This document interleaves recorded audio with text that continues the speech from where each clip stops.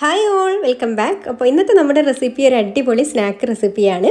അപ്പോൾ നമുക്ക് നോമ്പ് തുറക്കുന്ന സമയത്തോ അല്ലെങ്കിൽ ഡിന്നറിനോ ബ്രേക്ക്ഫാസ്റ്റിനോ ഏത് നേരത്തും കഴിക്കാൻ പറ്റിയിട്ടുള്ള നല്ലൊരു പിസ്സ പോക്കറ്റിൻ്റെ റെസിപ്പിയാണ് കേട്ടോ ഇന്ന് നമ്മൾ ഷെയർ ചെയ്യുന്നത്. അപ്പോൾ നമുക്ക് പെട്ടെന്ന് തന്നെ ഇതെങ്ങനെയാണ് തയ്യാറാക്കുക എന്നുള്ളതൊന്ന് നോക്കാം. അപ്പോൾ ആദ്യം തന്നെ ഞാനിവിടെ ഒരു അരക്കപ്പ് ഇളം ചൂടുള്ള പാലെടുത്തിട്ടുണ്ട്. അതിലേക്കൊരു 1 ടീസ്പൂൺ ഇൻസ്റ്റൻറ്റ് ഈസ്റ്റ് ചേർത്ത് കൊടുക്കാം. പിന്നെ ഒരു 1.5 ടേബിൾ സ്പൂൺ പഞ്ചസാരയും കൂടെ ചേർത്ത് കൊടുത്തിട്ട് നന്നായിട്ടൊന്ന് മിക്സ് ചെയ്തെടുക്കാം. അപ്പോൾ നമ്മൾ സാധാരണ ഈസ്റ്റാണ് ചേർത്ത് കൊടുക്കുന്നതെന്നുണ്ടെങ്കിൽ ഒരു 10 മിനിറ്റ് ഒന്ന് അടച്ചു വെക്കണം കേട്ടോ. ഇതൊന്ന് പൊങ്ങാൻ വേണ്ടിയിട്ട് കുറച്ച് സമയം വെയിറ്റ് ചെയ്യേണ്ടി വരും. പിന്നെ ഇങ്ങനത്തെ ഇൻസ്റ്റൻറ്റ് ഈസ്റ്റ് ആകുമ്പോൾ അതിൻ്റെ ആവശ്യമില്ല, പെട്ടെന്ന് തന്നെ നമുക്ക് എടുക്കാം.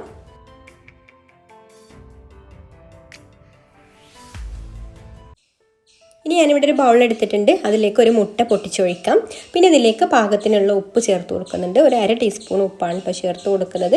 ഇനി നമുക്കിതിലേക്ക് 1 ടേബിൾ സ്പൂൺ ഓയിലും കൂടി ചേർത്ത് കൊടുത്തിട്ട് ഒന്ന് സ്പൂൺ വെച്ചിട്ട് ഇതുപോലെ ഒന്ന് മിക്സ് ചെയ്ത് കൊടുക്കാം.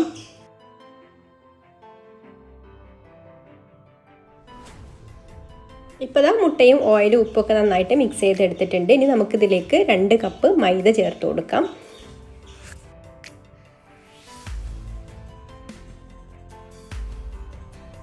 പിന്നെ നമ്മൾ നേരത്തെ മിക്സ് ചെയ്ത് വെച്ചിട്ടുള്ള ഈസ്റ്റും പാലും കൂടെ ഇതിലേക്ക് ചേർത്ത് കൊടുത്തിട്ട് ആദ്യം സ്പൂൺ വെച്ചിട്ട് ഇതുപോലെ ഒന്ന് ഇളക്കി കൊടുക്കാം. എന്നിട്ട് കൈ കൊണ്ട് നന്നായിട്ടൊന്ന് കുഴച്ചെടുക്കണം. അപ്പോൾ ആദ്യം ഞാൻ മുഴുവൻ പാൽ ഒഴിച്ച് കൊടുത്തിട്ടില്ലായിരുന്നു കേട്ടോ. ഇപ്പോൾ മുഴുവനും പാലും ഇതിലേക്ക് ഒഴിച്ച് കൊടുത്തിട്ടുണ്ട്. ഇനി ഒന്ന് മിക്സ് ചെയ്ത് കൊടുത്തിട്ട് കുഴച്ചെടുക്കാം. പിന്നെ ഇതിലേക്ക് വെള്ളമൊക്കെ കൂടുതലായിട്ട് തോന്നുകയെന്നുണ്ടെങ്കിൽ പൊടി ചേർത്ത് കൊടുക്കാം കേട്ടോ. അതായത് നമ്മൾ എടുക്കുന്ന മുട്ടയുടെ വലിപ്പത്തിനനുസരിച്ചിട്ട് ചിലപ്പം നമുക്ക് മാവ് ലൂസായിട്ടൊക്കെ വരാം, അല്ലെങ്കിൽ ടൈറ്റായിട്ട് വരാം. ടൈറ്റായിട്ട് വരികയാണെന്നുണ്ടെങ്കിൽ ചെറിയ ഇളം ചൂടുള്ള വെള്ളം ചേർത്ത് കൊടുത്താൽ മതി കേട്ടോ. എന്നിട്ട് നന്നായിട്ട് ഇതുപോലെ കൈ കൊണ്ട് കുഴച്ചെടുക്കാം. പിന്നെ നിങ്ങൾക്കൊരു വീഡിയോ കണ്ടിട്ട് ഇഷ്ടമായിട്ടുണ്ടെങ്കിൽ ഒന്ന് ലൈക്ക് ചെയ്യാൻ മറക്കരുത്. ഇഷ്ടപ്പെട്ടിട്ടില്ലെങ്കിൽ ഡിസ്ലൈക്കും ചെയ്യാം. അതുപോലെ തന്നെ നിങ്ങളുടെ അഭിപ്രായങ്ങളൊക്കെ താഴെ കമൻറ്റ് ചെയ്യാം. പിന്നെ ഈ ചാനൽ സബ്സ്ക്രൈബ് ചെയ്യാതെ കാണുന്ന കൂട്ടുകാരാണെങ്കിൽ ഒന്ന് സബ്സ്ക്രൈബും കൂടെ ചെയ്യണേ. ഇപ്പോൾ നമ്മുടെ മാവ് ഞാൻ നന്നായിട്ട് തന്നെ നല്ല സോഫ്റ്റായിട്ട് കുഴച്ചെടുത്തിട്ടുണ്ട്. പിന്നെ ഞാൻ ഇതിലേക്ക് വെള്ളമൊന്നും ചേർത്ത് കൊടുത്തിട്ടില്ല കേട്ടോ. ആ ഒരു മുട്ടയും പാലും തന്നെ ഇതിലേക്ക് കറക്റ്റായി വന്നിട്ടുണ്ട്.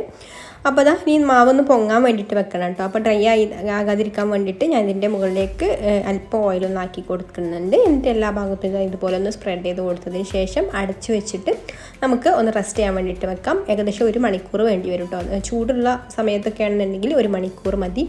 അല്ലെങ്കിൽ ഇനിയിപ്പോൾ തണുപ്പുള്ള കാലാവസ്ഥയിലൊക്കെ ആണെന്നുണ്ടെങ്കിൽ 1.5-2 മണിക്കൂറൊക്കെ ആവും കേട്ടോ ഈ ഒരു മാവ് പൊങ്ങി കിട്ടാൻ വേണ്ടിയിട്ട്.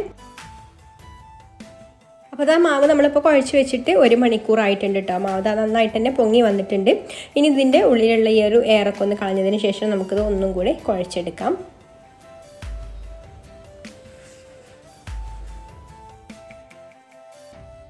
ഇനി നമുക്കിതൊന്ന് പരത്തിയെടുക്കണം. അപ്പോൾ നമ്മൾ കൗണ്ടർ ടോപ്പിലൊക്കെ ഇട്ടിട്ട് പരത്തിയെടുക്കുകയാണെന്നുണ്ടെങ്കിൽ ഇതിനൊരു 2 പോർഷനോ അല്ലെങ്കിൽ ഇത് മൊത്തത്തിൽ തന്നെ പരത്തിയെടുക്കാം കേട്ടോ.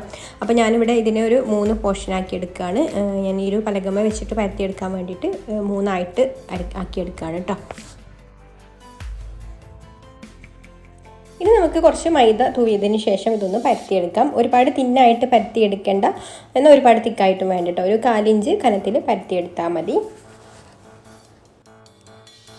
അപ്പോൾ ഇതുപോലെ പരത്തിയെടുത്തിട്ടുണ്ട്. ഇനി നമുക്കിതൊന്ന് റൗണ്ടിലൊന്ന് മുറിച്ചെടുക്കണം. അപ്പോൾ ഞാൻ ഇതുപോലെ ഒരു ബോട്ടിലിൻ്റെ അടപ്പാണ് കേട്ടോ എടുത്തിട്ടുള്ളത്. അല്ലെങ്കിൽ കുക്കി കട്ടറൊക്കെ വെച്ചിട്ട് ഇതുപോലെ റൗണ്ടിൽ എത്രയാണോ വലിപ്പം വേണ്ടത് അതിനനുസരിച്ചിട്ടുള്ള ഒരു അടപ്പ് എടുത്തിട്ട് നമുക്കിത് ഇതുപോലെ മുറിച്ചെടുക്കാം. അപ്പോൾ ഒരു പീസിൽ നിന്ന് തന്നെ നമുക്കൊരു 3-4 പീസൊക്കെ മുറിച്ചെടുക്കാം കേട്ടോ. അപ്പോൾ നമ്മൾ കൗണ്ടർ ടോപ്പിൽ വെച്ചിട്ട് പരത്തിയെടുക്കുകയാണെന്നുണ്ടെങ്കിൽ ഒരുപാട് പീസ് ഇതുപോലെ മുറിച്ചെടുക്കാൻ പറ്റും. അപ്പോൾ കുബൂസിനൊക്കെ പരത്തിയെടുക്കുന്ന ആ ഒരു തിക്കിലാണ് കേട്ടോ ഇത് ആക്കിയെടുത്തിട്ടുള്ളത്. ഒരുപാട് തിന്നായി പോകരുത്. ഇനി നമുക്കിത് നല്ല ചൂടായിട്ടുള്ള എണ്ണയിലേക്ക് ഇട്ട് കൊടുത്തിട്ട് ഫ്രൈ ചെയ്തെടുക്കാം. നമ്മളിത് ഫ്രൈ ചെയ്തെടുക്കുമ്പോൾ ചൂട് കൂടി പോകരുത് കേട്ടോ. ചൂട് കൂടി കഴിഞ്ഞാൽ ഇതിൻ്റെ ഉൾഭാഗം വേവാതെ പെട്ടെന്ന് തന്നെ പുറംഭാഗമൊക്കെ ഒരു ബ്രൗൺ കളറായിട്ട് വരും. അപ്പോൾ എണ്ണ ചൂടായി കഴിഞ്ഞാൽ പിന്നെ ലോ മീഡിയം ഫ്ലെയിമിലിട്ടിട്ട് ഇത് ഫ്രൈ ചെയ്തെടുത്താൽ മതി.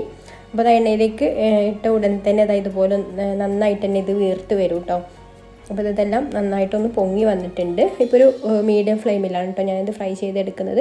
അപ്പോൾ പെട്ടെന്ന് തന്നെ ഇതിൻ്റെ കളറ് ചേഞ്ചായി വന്നിട്ടുണ്ട്. ഇനി നമുക്കിതൊന്ന് മറിച്ചിട്ട് കൊടുക്കാം. എന്നിട്ട് 2 സൈഡും നല്ലൊരു ഗോൾഡൻ ബ്രൗൺ കളർ ആവുന്നത് വരെ ഫ്രൈ ചെയ്തെടുത്തതിന് ശേഷം കോരിയെടുക്കാം.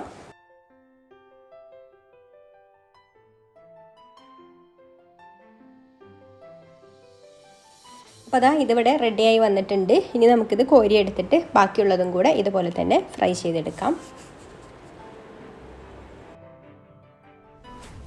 ഇനി നമ്മൾ ഇതിൻ്റെ ഫില്ലിംഗ് ഒന്ന് റെഡിയാക്കി എടുക്കണം. അപ്പോൾ ഫില്ലിങ്ങിന് വേണ്ടിയിട്ട് ഞാനിവിടെ കുറച്ച് പൊരിച്ച ചിക്കൻ ചെറുതായിട്ടൊന്ന് മുറിച്ച് വെച്ചിട്ടുണ്ട്. പിന്നെ സവാള പൊടിയായിട്ട് അരിഞ്ഞു വെച്ചിട്ടുണ്ട്. അതുപോലെ തന്നെ തക്കാളിയുടെ അരിയെല്ലാം മാറ്റിയതിന് ശേഷം കുരുവും നീരൊക്കെ മാറ്റിയതിന് ശേഷം ആ തൊലി മാത്രം ഒന്ന് ഇതുപോലെ ചെറുതായിട്ടൊന്ന് കട്ട് ചെയ്തെടുത്തിട്ടുണ്ട്. പിന്നെ നമ്മൾ ഒലീവിൻ്റെ ആ ഒരു ഇതാട്ടോ എടുത്തിട്ടുള്ളത്. ഒലീവിൻ്റെ കായ ഉണ്ടാവില്ല, നമ്മൾ പിസയിലൊക്കെ ഇടും, അതും ഇതുപോലെ മുറിച്ചെടുത്തിട്ടുണ്ട്. പിന്നെ പച്ച ക്യാപ്സിക്കം ചെറുതായിട്ട് ഇതുപോലെ അരിഞ്ഞെടുത്തിട്ടുണ്ട്. പിന്നെ നമ്മളെ മെയിൻ സാധനം ചീസും ഇതുപോലെ ഗ്രേറ്റ് ചെയ്തെടുത്തിട്ടുണ്ട് കേട്ടോ, മോസറല്ല ചീസ്. പിന്നെ നമ്മൾ പിസ്സയുടെ ആ ഒരു ഫ്ലേവർ കിട്ടാൻ വേണ്ടിയിട്ട് കുറച്ച് ഒറിഗാനോ കൂടെ എടുത്തിട്ടുണ്ട്. അപ്പോൾ നിങ്ങൾക്ക് ഇഷ്ടമുള്ള ഫില്ലിംഗ് ഒക്കെ ചേർക്കാം കേട്ടോ. ഞാനിപ്പോൾ ഇവിടെ പിസ്സയുടെ ആ ഒരു ഇതിൽ ആണ് ഇത് ചെയ്യുന്നത് മാത്രം. അപ്പോൾ നിങ്ങളുടെ ഇഷ്ടത്തിനനുസരിച്ചിട്ട് ഇതിലെ ഫില്ലിങ്ങിലൊക്കെ മാറ്റം വരുത്താം.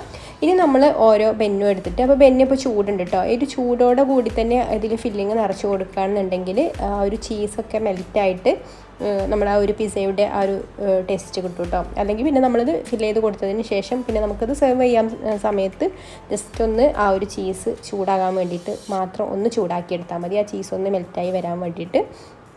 അപ്പോൾ ഇത് ഓപ്പൺ ചെയ്താൽ ഇങ്ങനെയാണ് കേട്ടോ. ഇതിൻ്റെ ഉള്ളിൽ നിറയെ വീർത്തിരിക്കുകയാണല്ലോ, ഇതൊരു പോക്കറ്റ് പോലെയാണ്. അപ്പോൾ നന്നായിട്ട് തന്നെ ഇതിൻ്റെ ഉള്ളിൽ ഫില്ലിങ് കൊള്ളൂ കേട്ടോ. ഒട്ടും മാവൊന്നും ഇല്ലാതെ ഫുള്ളായിട്ട് കാലിയായിട്ടാണ് ഇതിൻ്റെ ഉള്ളിൽ ഇരിക്കുന്നത്, കണ്ടോ. ഇനി ഇതിൻ്റെ ഉള്ളിലേക്കാണ് നമ്മൾ ഫില്ലിങ് നിറച്ച് കൊടുക്കേണ്ടത്. അപ്പോൾ ഫില്ലിങ് ഞാൻ ഈ ഒരു മിക്സിങ് ഇതൊന്ന് ഒന്നിച്ച് മിക്സ് ചെയ്തെടുക്കുകയാണ് കേട്ടോ. നമുക്ക് ഓരോന്നോരോന്ന് ചേർത്തെടുക്കുന്നതിനേക്കാൾ നല്ലത് ഫുള്ളായിട്ട് മിക്സ് ചെയ്ത് കൊടുത്തിട്ട് ഇതിൻ്റെ ഉള്ളിലേക്ക് നമുക്ക് നിറച്ച് കൊടുക്കാം. ചീസൊക്കെ ഓരോരുത്തരുടെ ഇഷ്ടത്തിനനുസരിച്ചിട്ട് കൂടുതലോ കുറച്ചിട്ടൊക്കെ എടുക്കാം കേട്ടോ. അപ്പോൾ കുട്ടികൾക്കൊക്കെ ആണെന്നുണ്ടെങ്കിൽ ചീസൊക്കെ ഒരുപാട് ഇഷ്ടമായിരിക്കും. അപ്പോൾ ചീസൊക്കെ നന്നായിട്ട് ഇട്ട് കൊടുക്കുകയാണെങ്കിൽ നല്ല ടേസ്റ്റ് ഉണ്ടാവും കേട്ടോ. പിന്നെ ഇതിലേക്ക് ഫ്ലേവറിന് വേണ്ടിയിട്ട് ഒറിഗാനോ കൂടെ ചേർത്ത് കൊടുക്കുന്നുണ്ട്. അതുപോലെ തന്നെ നമ്മുടെ ടൊമാറ്റോ കെച്ചപ്പ് കൂടെ ഇതിലേക്ക് കുറച്ച് ഒഴിച്ച് കൊടുത്തിട്ട് ഒന്ന് മിക്സ് ചെയ്തെടുക്കുന്നുണ്ട്. ഇനി നമുക്ക് ഓരോന്നും എടുത്തിട്ട് ഇതുപോലെ കട്ട് ചെയ്ത് കൊടുത്തതിന് ശേഷം ആവശ്യത്തിന് ഫില്ലിങ് നിറച്ച് കൊടുക്കാം.